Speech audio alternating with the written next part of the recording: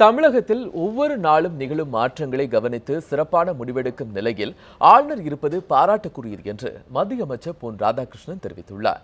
கன்னியாகுமரி மாவட்டம் நாகர்கோவில் இந்து கல்லூரியில் கூடுதல் கட்டணம் அமைப்பதற்கான அடிக்கல் நாட்டு விழா நடைபெற்றது.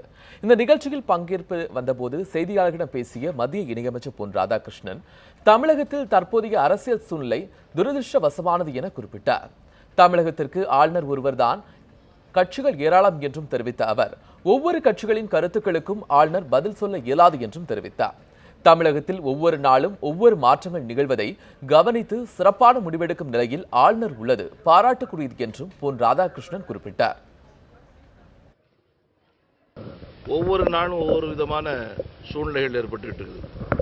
இந்த சூழ்நிலைகள் எல்லாம் கவனிக்க வேண்டிய பொறுப்பு கட்டாயமாக கவர்னர் அவர்களுக்கு இருக்குது. இதை கவனிக்கல அப்படின்னு சொன்னா ஏன் கவனிக்கலன்ட்டு வரும், கவனிச்சாங்கன்னு சொன்னாச்சுன்னா ஏன் கவனிக்காருன்னு சொல்லி வரும். இதெல்லாம் ஒவ்வொருத்தரும் எது வேணாலும் பேச முடியும். ஆனால் அந்த பொறுப்பில் இருக்கக்கூடிய கவர்னர் நாம் ரொம்ப பெருமைப்படணும். இப்படிப்பட்ட ஒரு பொறுப்பு நிறைந்த ஒரு கவர்னராக செயல்படுவதிலே மற்றற்ற மகிழ்ச்சி அடைகின்றேன்.